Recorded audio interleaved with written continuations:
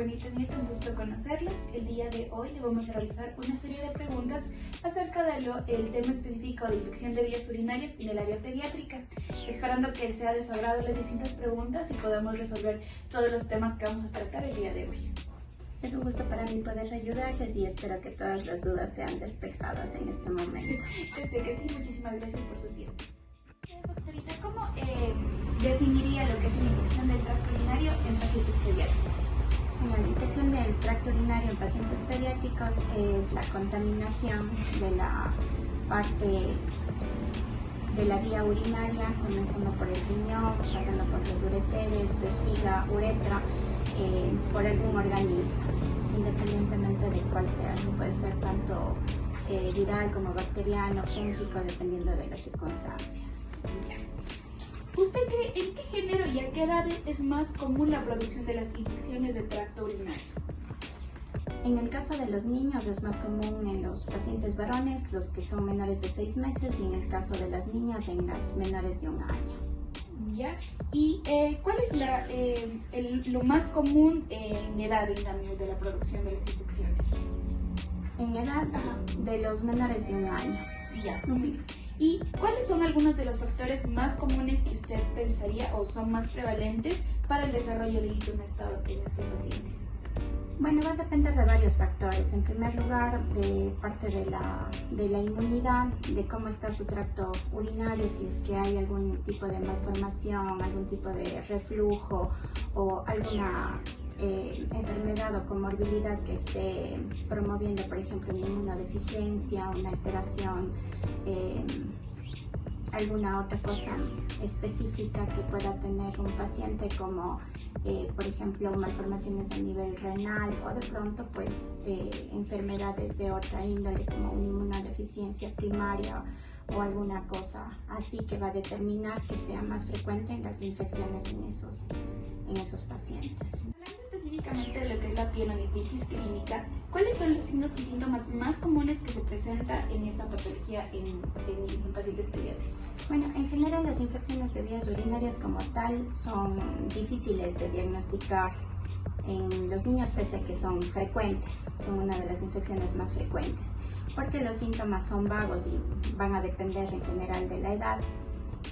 En los más pequeños, en los niños más pequeñitos, puede presentarse incluso solo como una fiebre, irritabilidad, rechazo al alimento, y van a ir desarrollándose otras cosas dependiendo ya de que si son más grandes ya pueden tener otra sintomatología, ya pueden expresar, por ejemplo, alguna molestia como dolor abdominal o de pronto fiebre que no cede con los medicamentos.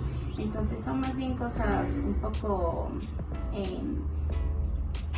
que nos van a ir retando en el diagnóstico, porque es importante que nosotros podamos ver, dependiendo de la edad, qué signos se pueden presentar. En el caso de las pielonefritis, estas son infecciones muy severas que pueden dar la apariencia de una sepsis, entonces hay que poder hacer el diagnóstico diferencial. Ya. En cambio de vida, en la cistitis, la misma que nos causa fiebre, y da lugar a una lesión renal, que considera de mayor relevancia para su identificación durante la práctica médica. En realidad las cistitis son más difíciles de diagnosticar en los niños más pequeñitos, porque justamente es una entidad que no da fiebre, no da mucha sintomatología, sino de pronto más bien algo de disconfort. Es un poco más fácil de diagnosticar eso en niños ya más grandes, que pueden expresarse, por ejemplo, con dolor o llanto al momento de la micción, que es un signo bastante importante y que las mamitas en general o los cuidadores de los niños suelen darse cuenta que el momento que van a hacer la micción, los niños tratan de contenerse o de expresar que tienen dolor. Ese es un signo que nos daría sospechar que hay una cistitis. ¿Nos podría explicar cuál es la importancia de la circuncisión en cuanto a la prevención de las infecciones del tracto urinario? En realidad la circuncisión es importante cuando esta determina de alguna manera infecciones frecuentes en los niños. En realidad, para poder hacer una circuncisión se espera más o menos hasta los 3 años y que el prepucio esté completamente bajo. Cuando hay algún tipo de fimosis o hay algún tipo de alteración a nivel de la parte del pene o del prepucio en este caso, va a determinar la frecuencia de infecciones que tenga. Si son infecciones muy frecuentes antes del año de edad, determina que se haga una circuncisión temprana. Pero si es que no hay problemas en la retracción del prepucio, más bien depende de la parte incluso hasta cultural, religiosa y pues ya no solo de la parte infecciosa como tal. Muy bien, doctora. Ahora, de acuerdo a la literatura, se ha determinado que la incidencia de las infecciones del tracto urinario es mucho menor en aquellos lactantes amamantados, a diferencia de aquellos que son alimentados mediante fórmulas. ¿Nos podría explicar la razón fisiológica de este hecho? La razón fisiológica, bueno, en los últimos estudios se ha visto que los niños que son amamantados de leche materna, pues su microbiota es diferente a la que son amamantados por la fórmula, y esto determina que tengan más tendencia a las situaciones alérgicas, más tendencia a las infecciones, justamente por el hecho de que la leche materna provee de, digamos, elementos que son como vacunas, inmunoglobulinas, que eso no tiene pues la leche de fórmula porque son estándar, es una medicina, y la leche de fórmula en cambio es lo que necesita el bebé. Doctora, en cuanto a diagnóstico, ¿cuál es la relevancia de realizar pruebas de diagnóstico como el cultivo de orina en niños con sospecha de esta infección de tracto urinario? ¿Cómo influye en esta parte lo que es el enfoque terapéutico y cuál considera usted que son los microorganismos más frecuentes? Bueno, en esta parte el organismo más frecuente es el E. coli. En un 80% de todos los casos de infecciones de vías urinarias es el E. coli. En realidad la parte diagnóstica es muy importante porque va a determinar qué terapéutica vamos a utilizar, y según eso también vamos a poder clasificar las infecciones, si es que son altas, si es que son bajas, y cuál es el tratamiento empírico más adecuado. En este caso siempre se comienza con un tratamiento empírico dependiendo del germen del que se trate. En este caso estamos hablando de itus bacterianas. Vamos a tener que tener claro el espectro antibiótico y las resistencias que hay en la comunidad, además de que tenemos que ver el grupo etario en el que se está desarrollando la infección, porque no es lo mismo que aparezca una infección de vías urinarias en un menor de 2 meses que un menor de 1 año, o que ya hay niños mayores que ya están controlando esfínteres, porque al ser el mismo germen que supondríamos que está desarrollándose, va a depender también de cómo hayan sido tratados anteriormente y si es que recibieron o no antibióticos en el caso de que se sospeche resistencias. ¿Cuáles son los desafíos que usted considera que son más comunes en esta parte diagnóstica y cómo se manejarían para garantizar que esto dé un enfoque terapéutico apropiado? Bueno, el mayor desafío es en el hecho de que cómo se debe realizar la toma de la muestra tanto para los cultivos como para los exámenes rutinarios de orina. En general, en nuestra población no se acepta mucho que podamos hacer el gold estándar, que es la punción suprapúbica. En realidad, para este tipo de procedimientos nosotros necesitamos un consentimiento informado que generalmente los padres no nos dan.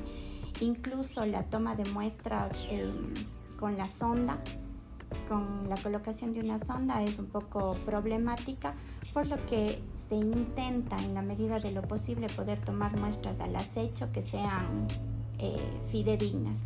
Sin embargo, en los niños más pequeñitos, la población en general, los papitos, son muy reacios a hacer procedimientos invasivos en los niños. Entonces esto hace que nosotros tengamos que de pronto utilizar funditas de recolección o utilizar técnicas un poco indirectas para la recolección de las muestras, y en general suelen ser muy contaminadas. Cuando esto ocurre y cuando no hemos podido tener la colaboración de los padres en el hecho de cómo se toma la muestra, y nosotros hemos tomado una muestra que no es muy adecuada, necesitamos repetir el examen. Ok, doctora, continuando con lo que sería estudios de imagen en niños con nenitis febril, como primera pregunta, ¿qué examen usted recomendaría como primera opción para determinar daños en el tracto urinario, considerando también una relación que sería precio-eficacia? Bueno, en realidad dentro de todos los protocolos se supone que tenemos que hacer el menor daño a los niños. Siempre el primer examen en la parte imagenológica es la ecografía. La ecografía nos va a dar un poco la visión de cómo está la estructura de los riñones, de los ureteres, de incluso la vejiga, pudiendo verificar si es que hay malformaciones en especial, o si es que ya hay cambios a nivel del parénquima renal, o si es que hay algún tipo de alteración a nivel de la vejiga o en general del tracto urinario. Y no es invasivo, no produce radiación, entonces es un examen que se puede repetir incluso el número de veces que se necesite. Ok. ¿Cree usted que se debe hacer exámenes imagenológicos de manera rutinaria en pacientes pediátricos? Bueno, antes se pensaba que sí, dependiendo de las características del paciente, porque se pensaba que más bien las secuelas que dejan las infecciones de vías urinarias podían ser desde el nacimiento, pero ahora se ha visto que no es necesario, a menos que haya itus recurrentes o que haya itus complicadas o que sean atípicas, que necesiten un estudio un poco más profundo para ver si es que hay algún tipo de relación o van a necesitar profilaxis los pacientes. Finalmente, en la parte de tratamiento, ¿cuál cree usted que es el enfoque general en este tipo de infecciones en general del tracto urinario? ¿Y usted considera que hay alguna diferencia en base a la edad o la gravedad de esta infección? En realidad el tratamiento sí tiene diferencias en cuanto a la edad y la gravedad, porque en realidad eso va a determinar si es que van a necesitar ingreso a hospitalización o se puede hacer un tratamiento ambulatorio vía oral.